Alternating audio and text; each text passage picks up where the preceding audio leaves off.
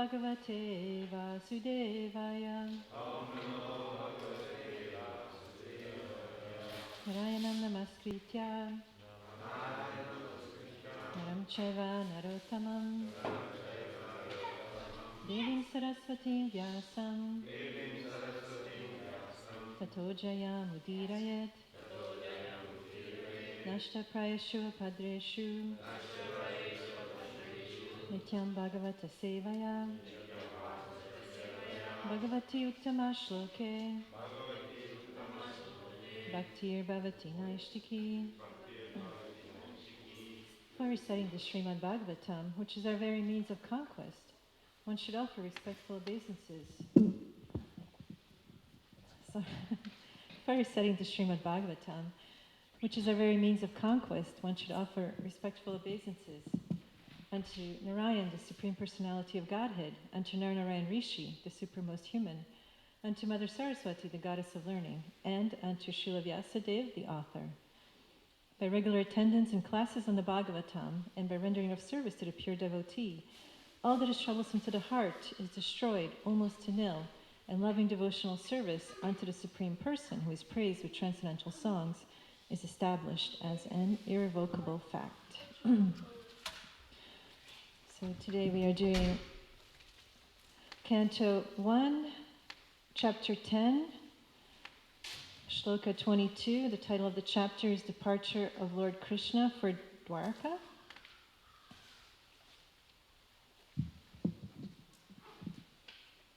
Sa eva bhuyo nijavirya choditam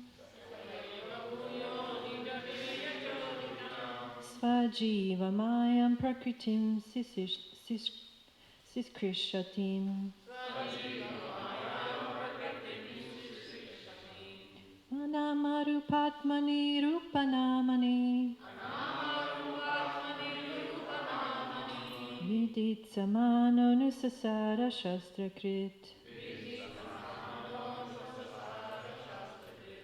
Sa eva bhuyo nijavirya choditam Svajiva mayam prakritim siskrishatim Anamarupatmani rupanamani Vidit samano nusasara shastrakrit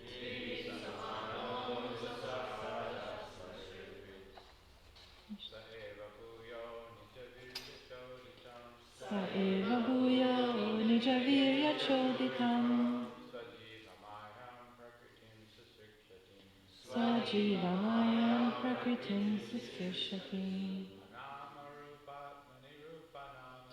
Namarupatmani rupanamani Vidit samano nusasara shastrakrit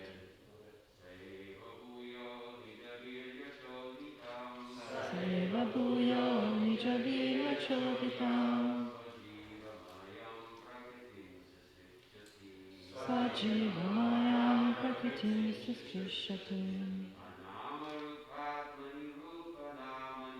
Namarupatmani rupanamani Vidit samano nusasara shastrakrit Saeva bhuyo nijavirya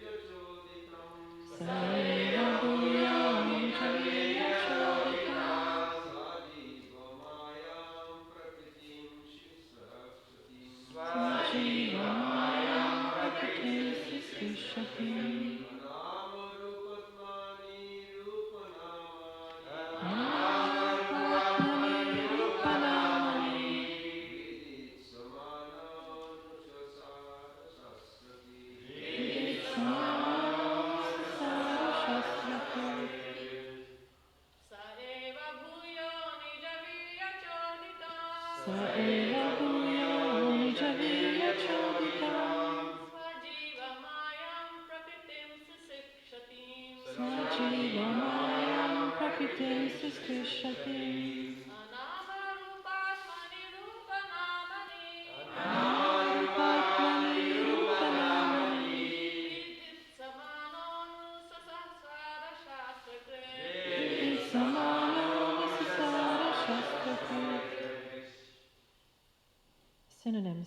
hi, eva, thus. Bhuyaha, again, nija, own personal, virya, potency, choditam, performance of, sva, own, jiva, living being, mayam, external energy, prakritim, antimaterial nature, siskrishatim, while recreating, anima, without mundane designation, rupa atmani, forms of the soul, rupa namani, forms and names, viditsamanaha, desiring to award, anusasara, entrusted, sastrakrit, the compiler of revealed scriptures. Translation by Srila Prabhupada. This is the ladies of Hastinapur speaking. The personality of Godhead, again desiring to give names and forms to his parts and parcels, the living entities, placed them under the guidance of material nature. By his own potency, material nature is empowered to recreate. Please repeat. The personality of Godhead. Again desiring to give names and forms to his parts and parcels. The living entities. Place them under the guidance of material nature. By his own potency, material nature is empowered to recreate. Purport by Srila Prabhupada. The living entities are parts and parcels of the Lord. They are of two varieties, namely Nitya Mukta and Nitya Badha. The Nitya Muktas are eternally liberated souls, and they are eternally engaged in the reciprocation of transcendental loving service with the Lord in his eternal abode beyond the manifested mundane creations.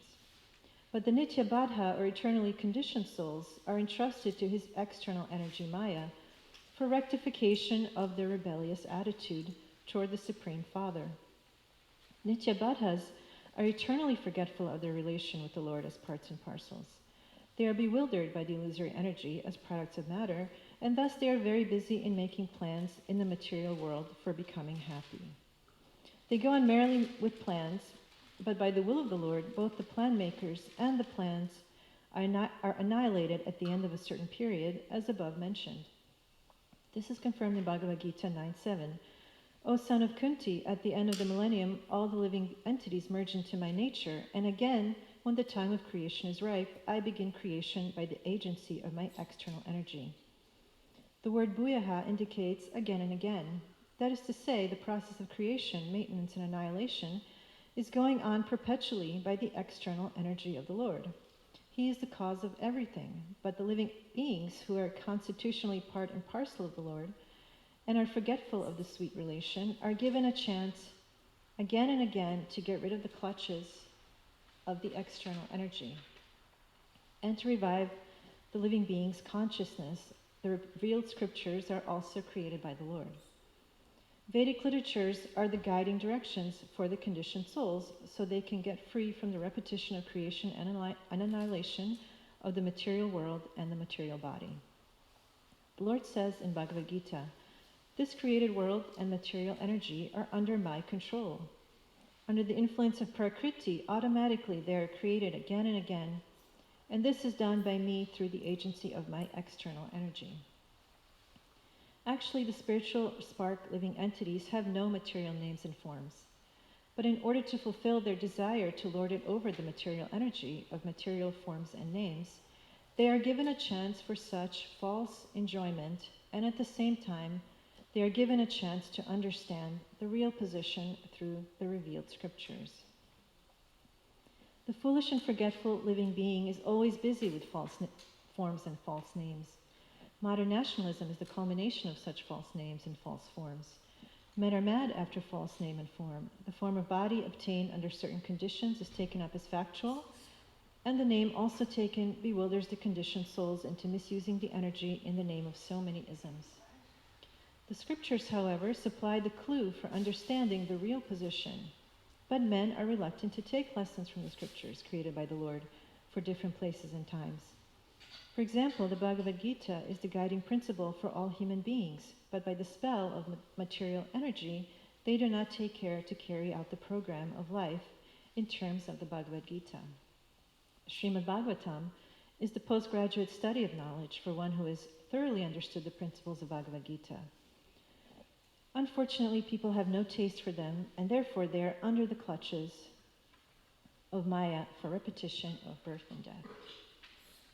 Gyana-timirandasya gnanjana-shalakaya chakshur-umilitam-yena tasmai Sri-Gurave namaha. Panchakalpatrubhyascha kripa-sindhubhya eva cha patitanam pavanebhyo vaishnavebhyo namo namaha. So in this purport, Srila Prabhupada differentiates between the two types of jivas. All the jivas are eternally parts and parcels of the Lord. Mamai Vamsho Jivaloke Jiva Bhuta Sanatanaha, 15th chapter of Bhagavad Gita. But among the jivas there are two types, the Nitya Muktas and the Nitya Badhas. The Nitya Muktas are eternally liberated associates of the Lord, and they never come under Maya. They may come to the material world for some purpose of teaching, but they never factually come under Maya. And the Nitya Badhas are, so they can go either way. They can either choose Krishna or they can choose the material energy. As Prabhupada states in the purport, they are given an opportunity side by side to choose either Krishna in devotional service or the false enjoyment of the material world. So Prabhupada says the Nityabhadas are eternally forgetful of their relation with the Lord as parts and parcels. They are bewildered by the illusory energy as products of matter, and thus they are very busy making plans in the material world for becoming happy. They go on merrily with their plans, but ultimately all of their plans are baffled. So the Nityabhadas, the conditioned souls, they're eternally forgetful of the relation with the Lord. They become bewildered by the illusory energy once they choose that program, and they become very busy in trying to become happy in the material world. And do they ever achieve happiness in the material world? They may achieve some like illusory happiness or some semblance of happiness, but ultimately it is all baffled. So the material plans never turn out as the Nityabhada Jiva hopes. And there's a very good reason for that. What is the reason? Can somebody say? Why are all their plans baffled in the material world? Yeah. Because it's all centered on themselves. Yes, thank you, Madhumati Prabhu. Yeah, it's all centered on themselves, and ultimately, this is the program in the material world. They're meant to fail, like they're meant to not achieve happiness. They're meant to try again and again until finally they turn to Krishna, right? After many births and deaths, he who is actually knowledge, he turns to me. So this is the program of the material world, and as Prabhupada said in the purport, it's a program of rectification of the rebellious jiva soul. It was a very nice interview with George Harrison and Mukunda.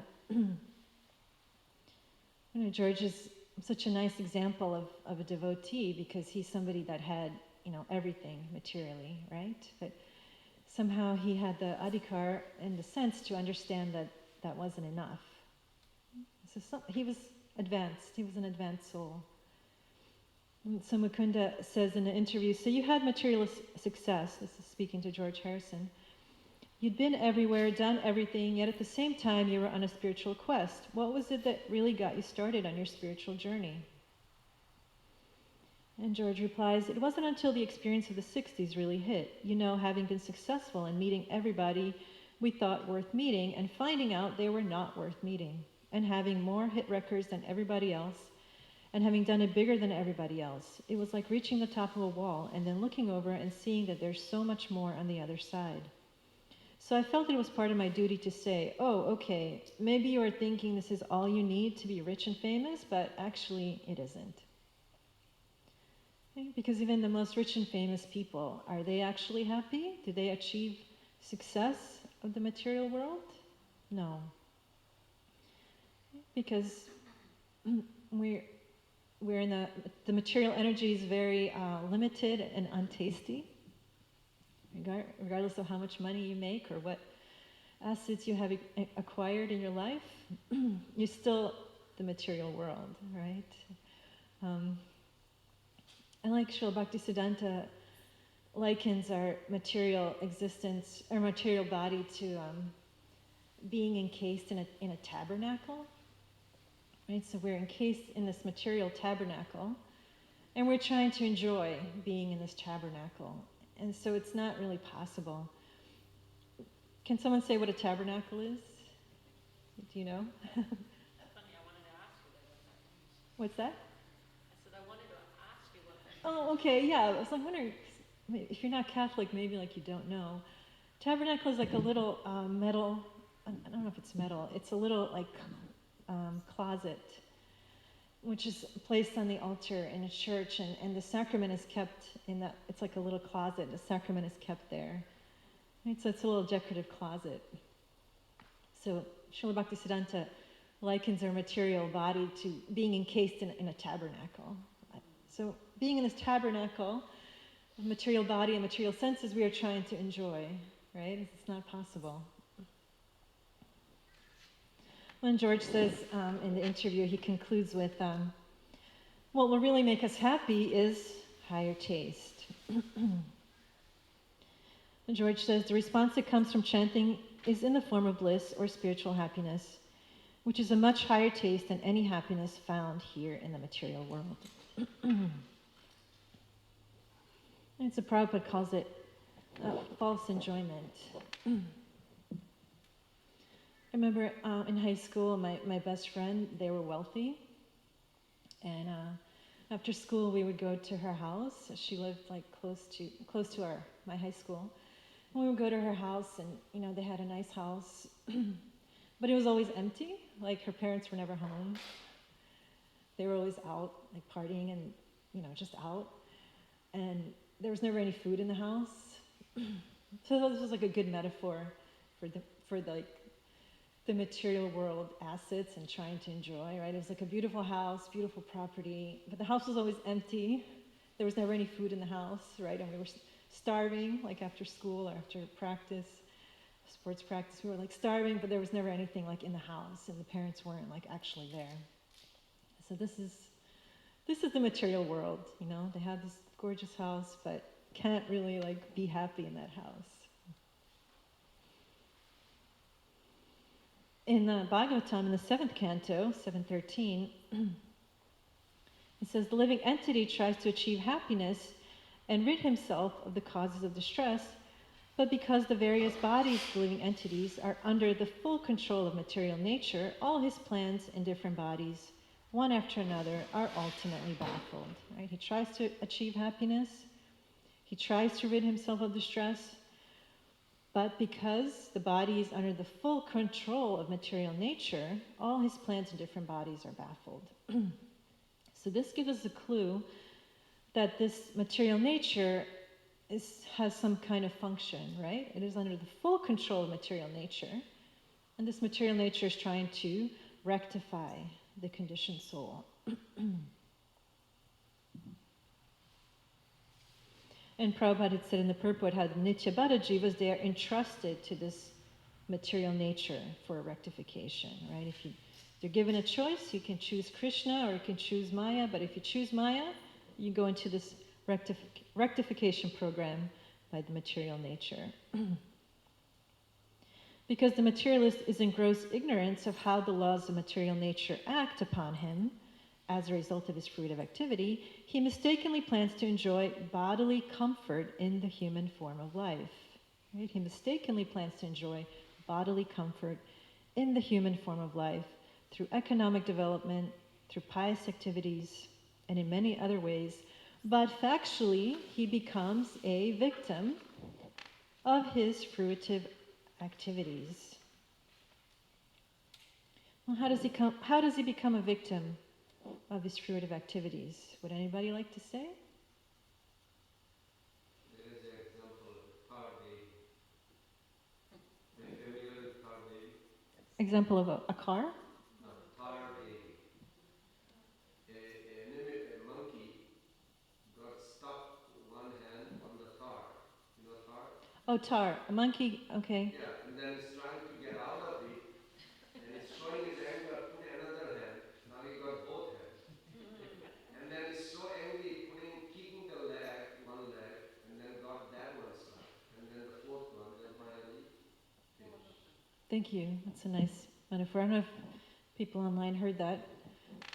There's no microphone, but Prangavinda Prabhu said an example of how a living entity gets entangled in his fruitive activities and how he becomes a victim of his fruitive activities. He gives an example of a monkey with a wet tar, and the monkey puts one hand into the tar and he gets stuck and he's trying to get out and he can't, so he puts another hand in the wet tar and now the other hand is stuck, so he's trying to get out and he's frustrated and he can't, so he puts one more foot in and he's more stuck and he puts the last foot in and now he's completely stuck. Thank you, that's a nice metaphor. Materialistic activities are always mixed with three kinds of miserable conditions: adhyatmika, adhidaivika, and adhibautika. Therefore, even if one achieves some success by performing such activities, what is the benefit of this success? One is still subjected to Jama Mrityu Jaravyadi, birth, death, old age, disease, and the reactions of his fruitive activities. And Prabhupada said everyone must die in this way, and after one's mental condition is taken into account by the laws of material nature, he is given another chance to fulfill his desires in a different body. Material plans for material happiness have no value, but under the spell of the illusory energy, we consider them extremely valuable. Material plans for material happiness have no value, but under the spell of the illusory energy, we consider them extremely valuable. There were many politicians, social reformers, and philosophers who died very miserably without deriving any practical value from their material plans. Therefore, a sane and sensible man never desires to work hard under the conditions of the threefold miseries, only to die in disappointment.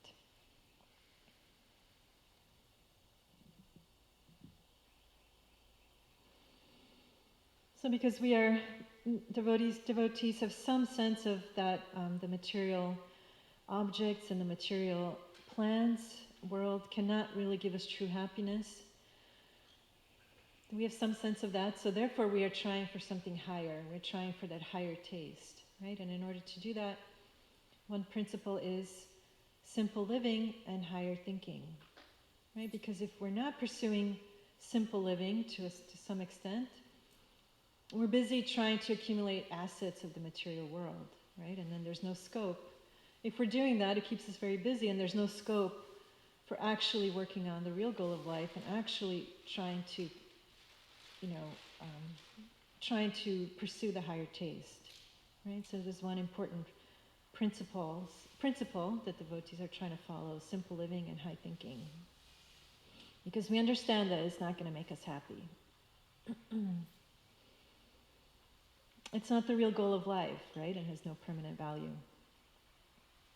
Prahlad Maharaj says how everybody's so busy unnecessarily producing artificial paraphernalia for sense gratification. Unnecessarily producing artificial paraphernalia for sense gratification.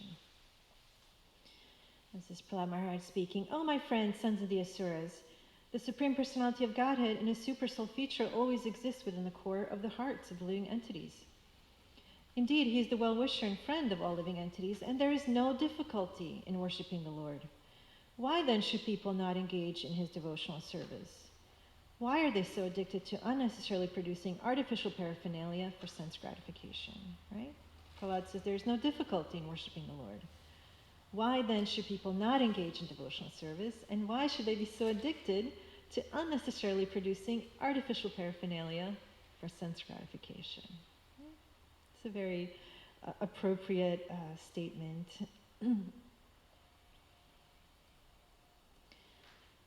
The Lord is so friendly to the living entity that he remains within the heart so that one can always contact him without difficulty. One can do this simply by devotional service. Shravanam kirtanam vishno smaranam padasevanam archanam bandhanam dasyam sakyam atma nivedanam. Therefore, there is no difficulty in coming in contact with the Supreme Lord. On the other hand, going to hell requires a great endeavor.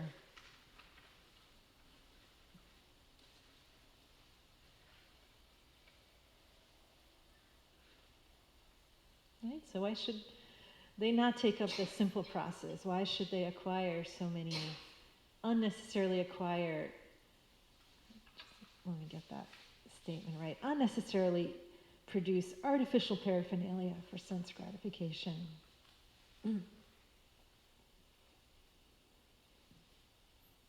And does anybody have an example of that, or an experience of their own life? Like I gave the example of my friend from high school. They were wealthy and we came to their beautiful house and there was no food in the house and the parents were never home. They're unnecessarily producing this, false paraphernalia for sense gratification, which they cannot really enjoy. Anybody have an example or something out of their own life? Yes. I was thinking that the sad part is that the unnecessary.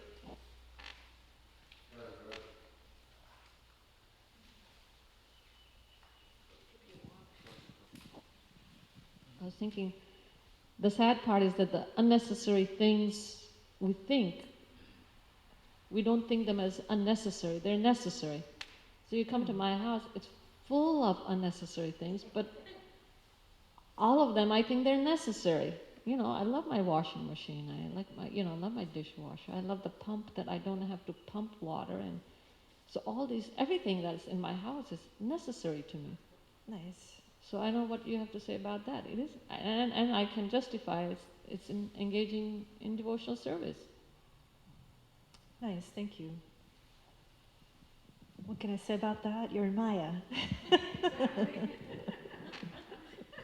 I remember one of the acharyas, my teachers from the Chicago temple, when I first became a devotee, Nityananda Prabhu was a very, very exalted, very nice devotee. And I remember he would hold programs at his house and we would come to his house and he had no furniture, nothing. The house was empty. With just an altar, basically, and just cushions for the floor, and they were living like that. It was very nice, They had nothing in the house. An altar and floor cushions and, kitchen. It was a nice house. It was a decent apartment, nice house, and it was just like, and he had pictures on the wall, I remember how it just produced a certain feeling, and then you realize that no, you really don't need all those other paraphernalia.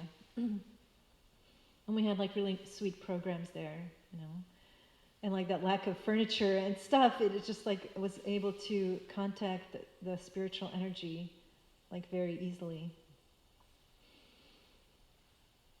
So another point in the purport is Prabhupada states that the Maya, or the material nature, is for rectification of the rebellious attitude of the jiva. Did you want to say something? Can I say Yes. something? Hare Please Krishna. do. So what you said to Mother Madhumati about being in Maya, and Mother Madhumati saying that I'm using it for Krishna's service and I can justify it. So actually, in preparation for giving my class tomorrow, I came across this verse, and in the second canto, and it's in that Prabhupada says, it's 2:137, says it's the duty of everyone to perform sacrifices with feasible goods to appease the Lord. And in the purport he says, human society therefore must learn to offer sacrifices not only with clarified butter, but also with other manufactured goods in the propagation of the Lord's glory. And that will bring about perfection in human society. So the manufactured goods which we are using, the washing machine, the dishwasher, we are using in service of the Lord, because like the internet, the computers, we have got such big production of thousands of dollars here, using it in service of the Lord. So Prabhupada actually is saying, so it is like clarified butter. We are actually doing fire sacrifice. We are offering this thing as butter. Thank you. So we have to be very much... Thank you, that's a very nice point. I was just totally kidding about you. I know what you were kidding. I know you were kidding. But yes, we, I think it's thank you for, we can clarify this point a little bit further. I think we need some things, right? It's important to find a balance. of what is excessive and what is needed, right? Because we cannot live on nothing. So I think it's important to have a good balance and not over accumulate is one of the obstacles to bhakti, right? Pratyahara? Over accumulation. So, but at the same time, yes, like you said, we do need certain items to create sacrifices. So it's upon each of us to discern what it is that we need and what is what is pratyahara, and live accordingly within the construct of simple living and high thinking. So everybody's situation may be a little bit different, right, based on like who they are as a person, right? But we're all existing within this idea of simple living and high thinking and offering, like Sri Vrindavan Prabhu said, offering those items in service to the Lord. Thank you. That was a very nice point. So this Maya is a rectification of the rebellious attitude of the jiva, right? But the living beings who are constitutionally part and parcel of the Lord are forgetful of their sweet relation, like the Nityabada jivas. And they are given a chance again and again to get rid of the clutches of the external energy and to revive the living being's consciousness. The revealed scriptures are also created by the Lord, right? So he's given side by side a chance to try to enjoy material nature or the chance to serve Krishna. And if he is serious, if he knows what's good for him, the Lord is also supplying the answer for that, right? Okay, if you want to choose Maya, you go into the rectification program. If you want to choose Krishna, I'm also giving you the scriptures and the knowledge to do that, right? And in Bhagavad Gita 15:15 it says that the super soul is the one who is doing that, right? He's witnessing all the activities of the jiva. The super soul is awarding the fruitive results of the fruitive activities. And the super soul is also giving the knowledge to get out of the clutches of Maya. Which shloka is it? 15:15. Sarvasya chaham hridi sanivishto mata smritir jnanam apohanam cha vedaischa sarvar ahameva vedyo vedanta krid vedavideva chaham. Right? I am. For me come remembrance, knowledge, and forgetfulness, and by all the Vedas I am to be known. The living entity forgets everything of his past life, but he has to act according to the direction of the super soul who is witnessing all his work. Therefore he begins his work according to his past deeds, and required knowledge is also supplied to him, and remembrance is given to him by the super soul. All right, and the super soul also awards the different fruitive reactions. So not only does the living entity enjoy or suffer in this world according to the dictation from the Supreme Lord as super soul, but he receives the opportunity also to understand the Vedas from him. If one is serious about understanding the Vedic knowledge, then Krishna gives the required intelligence. And from the Bhagavatam, the desires and activities of the living beings are observed by the super soul, who is the Upadrashta, the overseer, and he orders material nature to fulfill the various desires of the living being. In Bhagavad Gita 13:23, it says that super soul is the Upadrashta, the overseer, the Anumanta, the permitter, the Bharta, the master proprietor, and the Maheshwara, the supreme controller. Right? So super soul is the one overseeing all of the activities. Super soul, in conjunction with Maya, is controlling the material nature to rectify the rebellious attitude of the jiva. The Lord is situated in everyone's heart, and as one desires, the Lord gives one various types of bodies, which are like machines. Riding in such a machine, the living entity wanders throughout the universe under the control of material nature. Thus, the living being is not at all free to act, but is fully under the control of material nature, which is fully under the control of the Supreme Personality of Godhead. As soon as the living entity is victimized by material desires to lord it over material nature, he is subjected to that control of the material nature, which is supervised by super soul. The result is that once again and again makes plans and is baffled, but as foolish as he cannot see the cause of his bafflement. And what is the cause of his bafflement? Bhagavad Gita says, because one has not surrendered to the Supreme Personality of Godhead, he must work under the control of material nature and its stringent laws. The only means of becoming free from this entanglement is to surrender to the Lord.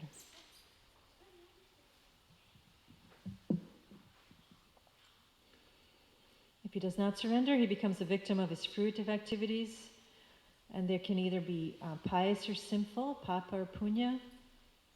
As we know, by the sinful activities, he is degraded, and by punya, he is elevated, but it is also a temporary elevation, right? So he goes up and down on the wheel of samsara, material existence.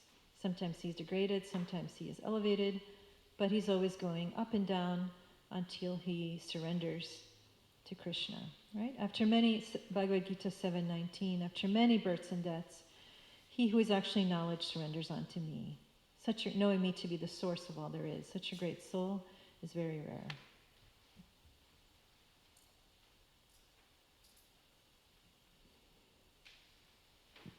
So we can have some discussion, but I'll just finish with this one last example. A material energy supervised by the Supreme Lord it's a perfect system of justice to rectify the rebellious jiva, right? So nobody really gets away with anything, right? And the justice is perfect. Sometimes in the material world one can think like, oh, I can get away with this, but in fact the system of karma is totally perfect and nobody gets away with anything ultimately. And I was thinking, it's a mundane example, but I think it's a nice metaphor. Sometimes there's been like horrible crimes committed in the past, and like the person thinks they're gonna get away with it, and there might even be like no witnesses or no fingerprints. They think they made like a crime and they've gotten away and they're gonna get away with it, but somehow or other, like some evidence is discovered and something is found, and eventually like they're tracked down, isn't it? It was actually a true story that happened in the early 60s. I recently saw a film about it. It was fascinating. It was a true story. In the early 60s, there was this murder of a family of 4. It was very, very unfortunate. It was out in Kansas. And these two convicts who were on parole, in the middle of the night, they senselessly murdered this family of 4 because they thought they had some money, but in fact it turned out they didn't have any money at all. So they killed them anyway because otherwise, they were going to be witnesses. So they just killed them in cold blood. There was no witnesses. They left no fingerprints. It was the middle of the night, like in Kansas, which is like the middle of nowhere, no neighbors for miles around. And so they thought they were going to get away with it, right? And it seemed like they're going to.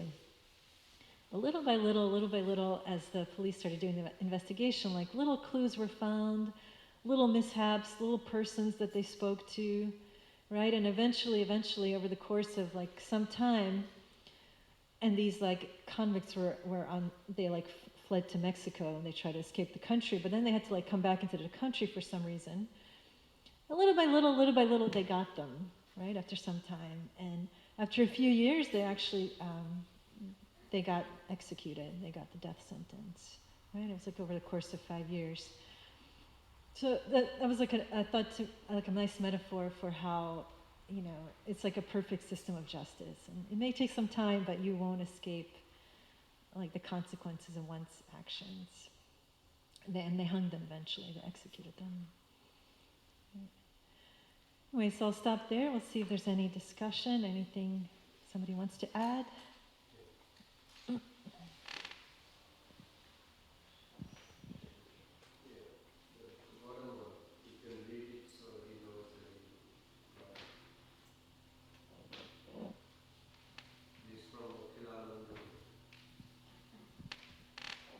It seems that the Nitya Bada is such not on the determination of the Lord as much as it is by the desire of the living entity. So the concept of the sinful soul being damned forever is not correct? No sinful soul is damned forever, right? It's not correct. They may be condemned for some time, but they always get the opportunity to once again elevate themselves and to once again take up Krishna consciousness. No, so there's no such a thing as forever condemnation. But certainly, everybody will pay for their sins to the exact degree. They will get the exact punishment for the sin committed. So. Yes, somebody else? Madhumati Prabhu?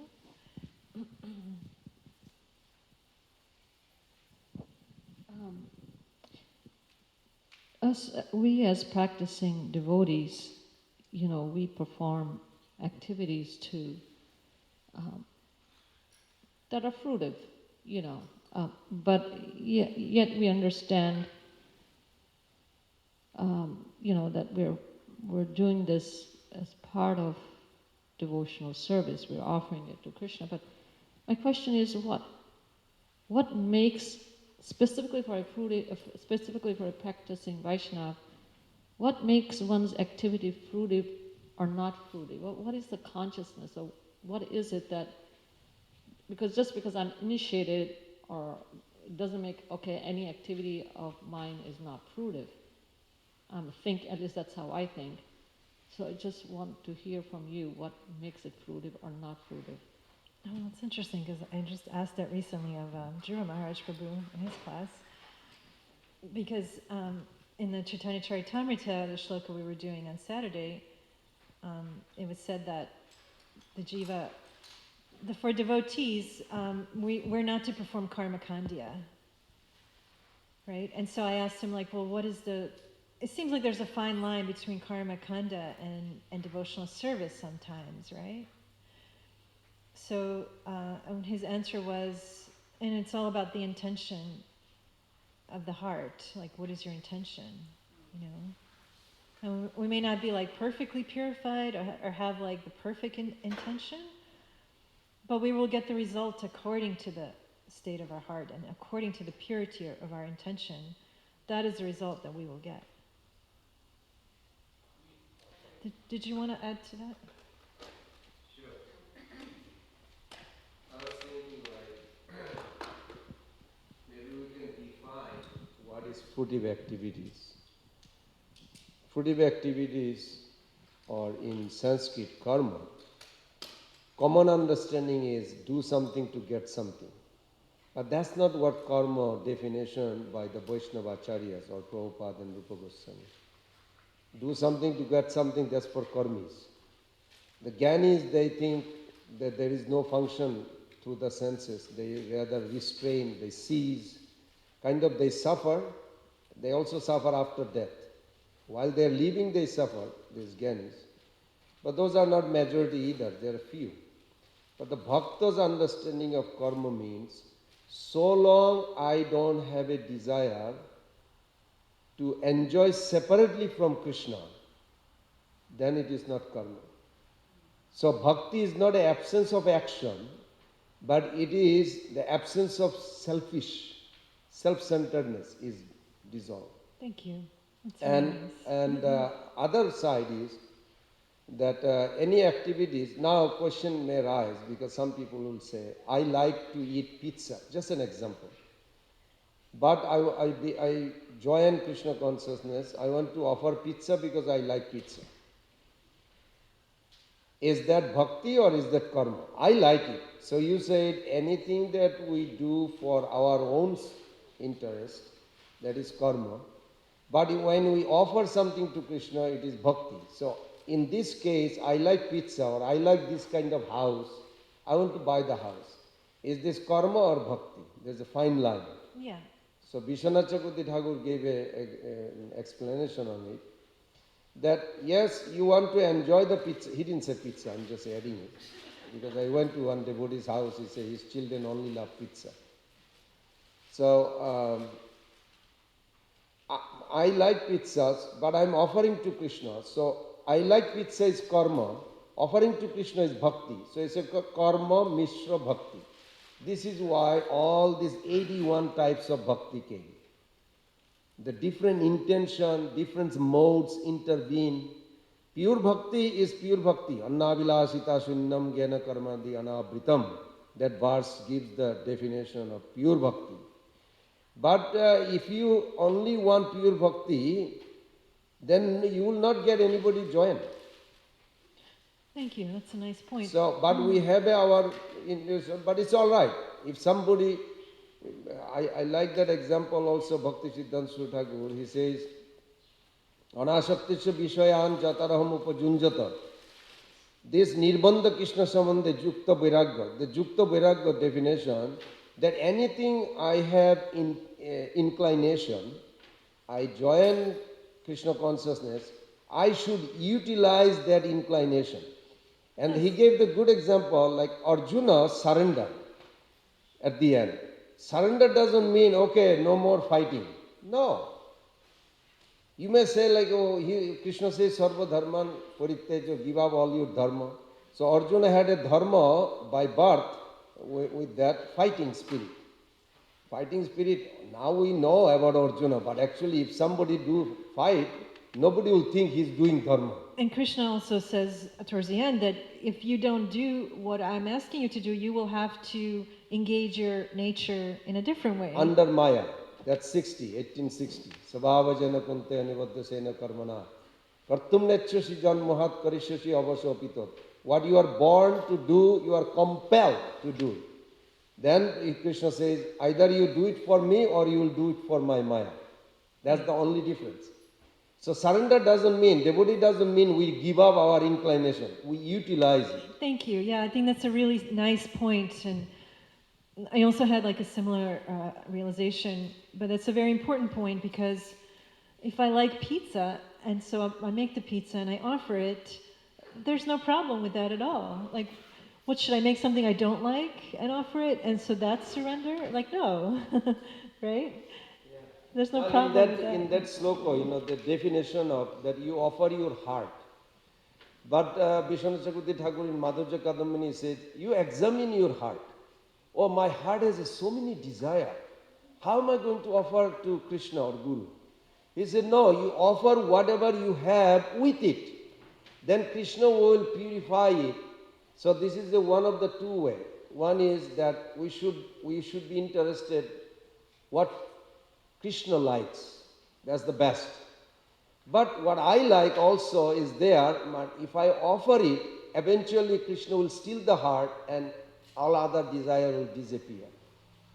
So both ways, that I like something because this is very good, offer it to Krishna. Or this is what Krishna likes, okay, let's endeavor to please what Krishna likes, not what I like. Both is correct. It's not a conflicting. Thank you. That's really a nice, important point. Yeah, and ultimately because devotional service is sweet, ultimately. Yes. Right? So it's not something like so outside of my nature or so different from like my inclinations, right? Because ultimately it's sweet. Thank you. That was a really important point. Srila Prabhupada talked about when, during the partition of India and Pakistan, they were talking to Gandhi that Gandhi was very powerful, and he told the Hindus came to him and they said that you should make that India has no cow slaughter, but Gandhi, he said that, what can I do? This is the religion of the Muslims, to kill living entities. So it's not, I just want to put forward that intention is not everything. One has to have higher directions. That the Muslims, they have some kind of intention that this is our religion, to cut the throat of animal and offer them. Thank you. Or to Lord Buddha, he stopped animal slaughter in the name of the Vedas. Thank you. That's a nice So point. intention is not everything, but one has to have higher direction. If one has pure heart, like the devotees, that's fine. Thank you. Yes, one's intention guided by Shastra. Right?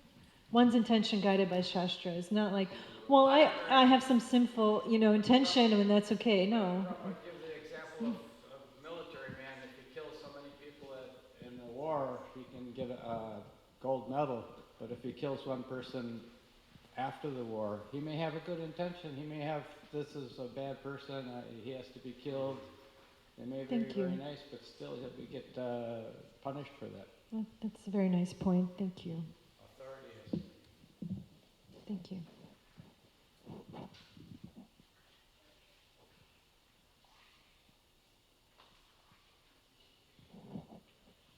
No one ever gets away with anything. Does that mean we can be complacent, thinking Krishna will punish? Krishna will punish. It is in his hands. We as society should not worry. Should we even bother to reform others? No, we should not be complacent. And yes, we should bother to try to reform others and to try to give them the Vedic knowledge from Krishna, right? Because we are agents of Krishna. As Krishna is saying, I'm giving the false enjoyment program, I'm also giving the program of Shastra and the right way, right? I'm both. And so we are agents of Krishna here in this world to try to give that right way, like you said, Prabhu, higher direction to others so that they know what's right and what isn't right. No, so it is definitely our duty to give that to other conditioned souls. We should not be complacent. And also, but there is an element of free will. Once they have the information, they also can choose what they will do with it, right? So in that extent, it is beyond our control, but we definitely do our part in trying to share the correct information from Krishna.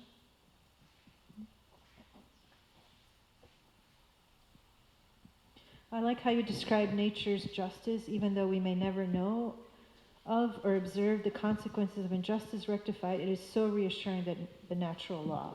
Yes, thank you, Mahavishnu Priya, Prabhu. Yes, nobody gets away with it. So I thought it was such a nice metaphor that those two murderers, it was just, it seemed like they were going to get away with it. Yes, definitely. But somehow or other, they were tracked down, and somehow or other they were executed like 5 years later. What's that? People get away with murder all the time, but in the mundane sense. Well, they get away with murder. God's law is right. They ultimately don't get away with murder. In this instance, they were punished within the material world, and it was a metaphor. But yes, ultimately, even if they commit murder and they get away with it, and they live the rest of their life, they will suffer. They will have to get killed eventually. They will suffer.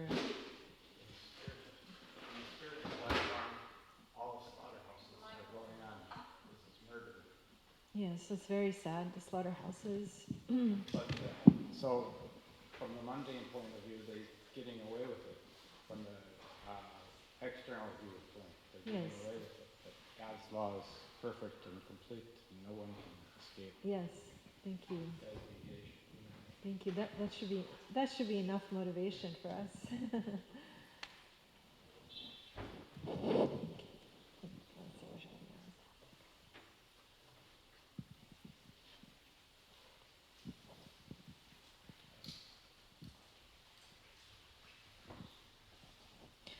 Okay, I guess we'll finish there. Grantaraj Srimad Bhagavatam Ki Jai. Thank you for listening.